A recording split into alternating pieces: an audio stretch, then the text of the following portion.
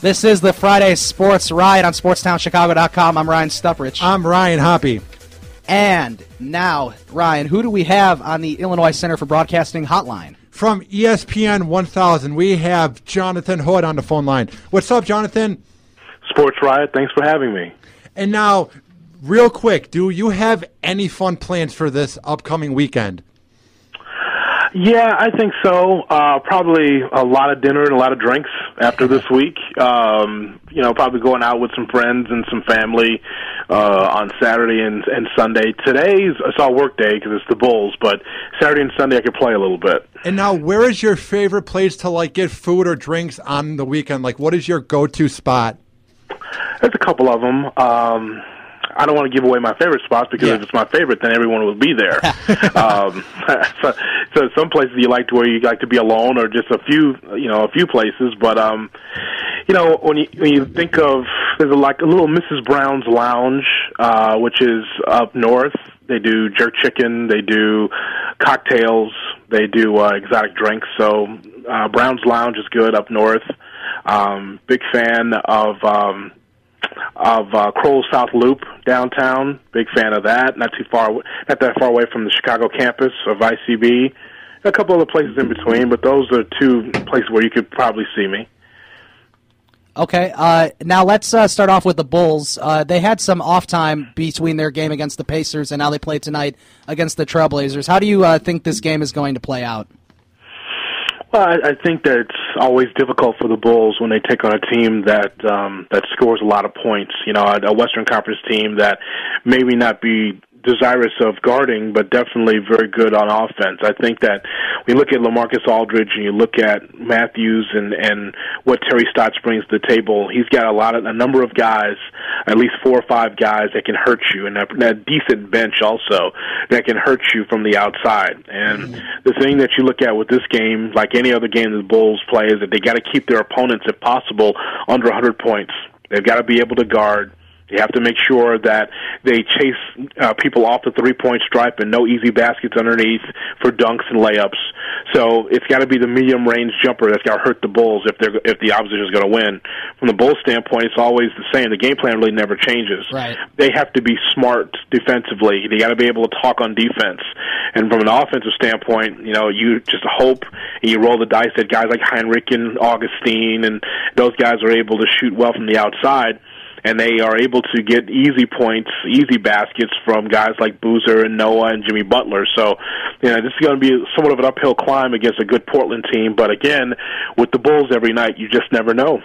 And now, who are some players on the Bulls squad who need to show up tonight for them to beat Portland?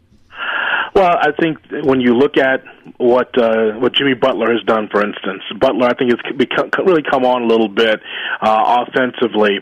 The thing about the Bulls overall, Ryan, and I think Butler is part of this, is that they try so hard. The effort is so strong on defense that when you get in the offensive end, sometimes the Bulls are a little bit disheveled because they use their legs, they use their length. They're able to try to seal off baselines. They work so hard defensively that they go through droughts offensively. And, that's the difficulty when you're really trying to make sure that the other team doesn't score. So Jimmy Butler, I think, is definitely a key with his size and length. And also, I want to see more from Taj Gibson. Everyone gets caught up in Boozer versus Gibson every night. But for me, it's about Gibson being able to get 30-plus minutes and be able to maximize his minutes by able to go to the basket, get easy shots, and get to the foul line, too. So I think that those are two, in particular, are key factors for tonight's game. What has impressed you with the play of Taj recently? Well, I think that Taj Gibson has really come on as of late, Ryan, because I think that when asked about just his overall play at the Berto Center a couple of days ago, he said, well, my confidence is up. Mm-hmm. I feel like I can do anything on the floor offensively. I can be able to make some mistakes and not be pulled out of games. So I think that's that's a couple of things that really stand out to me about his game. He already was a terrific player, and the bar is going to continue to raise for him. When you watch him on the floor, you see the energy, you see the rebounding, the offensive rebounding, second chance opportunities, but with him being underneath the basket. So I think that his game is just elevating. He'll eventually be the starter on this team, but every year you see something different from him, which is a positive. And now, which team would be the best team for the Bulls to be matched up with in the playoffs when it comes to the first round? Any team that's not named the Pacers or the Heat. That is a very good point. And now, with the Pacers, what's so dangerous about them? Is it Paul George or Roy Hibbert? Like, which player on that team dominates the most?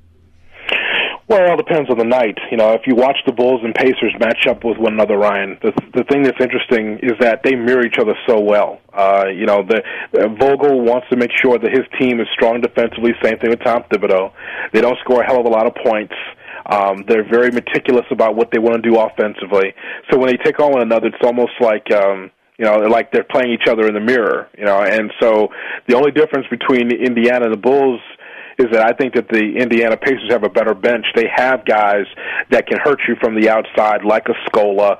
They've got role players that do very well. But when you look at the team overall, Paul George, even though he was an MVP candidate in my view in the first couple of months, he's regressed some. But you always look at Hibbert because he's a big. You see David West was a key for their last win, the win they had against the Miami Heat. You never sleep on him. And then you look at Lance Stevenson, who's a wild card, and I mean that in every way. I mean that guy, he's one of the team leaders on there, but he, you never know what you're getting from him from game to game. He's a little temperamental, he's got a little dirt underneath the fingernails. I think that's needed for this Pacers team. So they have a number of guys that can hurt you, and I think that there would be a difficult matchup for the Bulls only because the Pacers defend so well and they can find added scoring, something the Bulls don't have.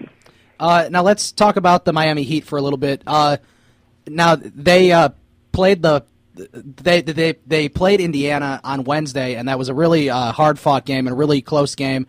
Do you think that we could expect the same in the playoffs, and it could be like a really fun 7-game series? It'll be physical. I know that for sure. The scouting report from those that watch the games all the time, the scouting report is always, here's what you do with the Heat. You just make sure it's physical on them. They'll cry, and maybe they will kind of shrink up. And I thought that the Pacers brought it to the Heat big time. I watched that game, Ryan, and I thought that the game plan was sound. You want to get LeBron James in a position where he's not being aggressive going to the basket. You have Dwayne Wade you have to contend with. Chris Bosh is a guy that doesn't necessarily have to dominate on the inside. He's a guy that on the outside can shoot well from three.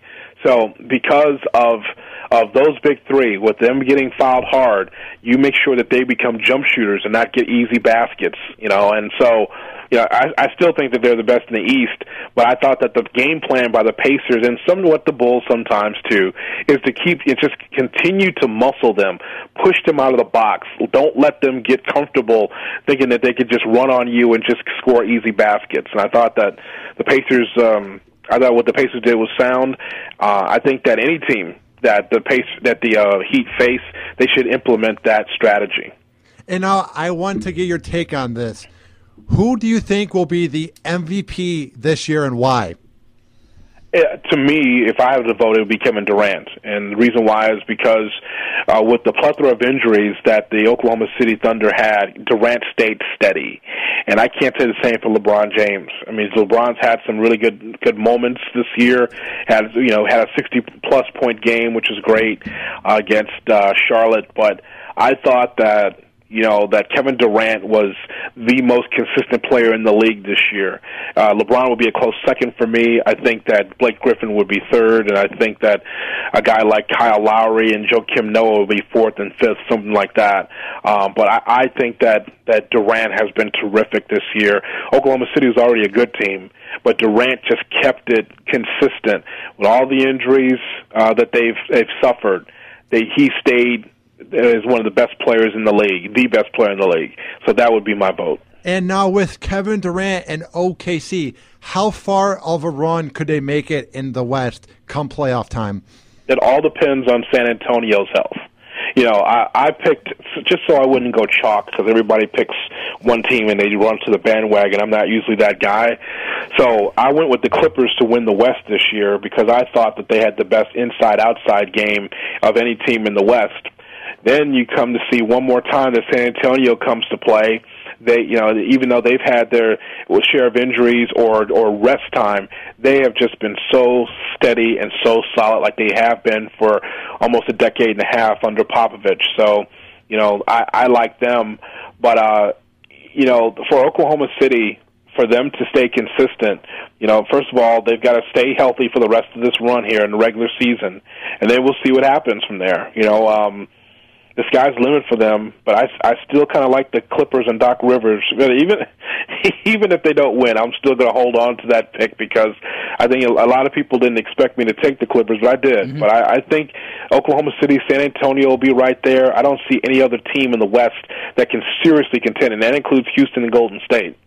Yeah, I think that's a pretty interesting pick because, like as you said, a lot of people don't have them going all the way to the finals, but I think the Clippers going all the way to the finals is a pretty interesting pick. And before we let you go, the reason why I did that, Ryan, only because look, you look at the team on paper. You look at the team on paper and you say, all right, there's Blake Griffin. Will Blake Griffin be able to stay healthy? Okay. Then you looked at the inside-outside game. They had J.J. Redick and Jamal Crawford on the same roster. Right. So I'm thinking, oh man, not only you have one 3-point shooter, you have two. Yeah. I said, okay, that works if they stay healthy, and clearly J.J. Redick has not stayed healthy all season. So then I looked at some of the other parts like DeAndre Jordan, looked at Chris Paul as one of the best point guards, if not the best point guard in the league. Definitely. And I thought, hey, there's an opportunity there for them. If they bring it together with a good coach, a top 5 coach in this league in Doc Rivers, why not them? So that's one of my reasons. Yeah. But again, that was my pick in November, so I can't shy away from it now. Right. Now, before we let you go, where can people find your work online and on the radio? Let me see. Where can they find? Well, they can find me on ESPN 1000, right, or ESPNChicago.com. They can listen live there. I got so many things going right now lately. I've been messing around with Google Plus. Ryan Hoppy told me to make sure that I always have like 5, 6, 7, 8 places where people can find me. Yeah. So I've been messing with Google Plus lately. So you can follow me on Google Plus too. I think that's about it. But you can at least hear me there. Google Plus. Oh, Instagram. You can see my face. That's unfortunate for people, but they can find me at Jonathan M. Hood on Instagram. Okay. So those are a few places where people can reach out. What about MySpace? Are you on MySpace, Jonathan? I am. As a matter of fact, I am on really? MySpace. Wow. Of course, that's for ex-girlfriends that think I'm still alive. That's why I keep that handy. Okay. I still keep it there just in case. Well, thanks for coming on to Friday Sports Riot on SportsTownChicago.com. We would love to have you on once the playoffs get rolling on. I will do it. It's confirmed. Sounds good. Thanks, Jonathan. All right, Sports Riot. That was Jonathan Hood of ESPN 1000. The Friday Sports Riot on SportsTownChicago.com.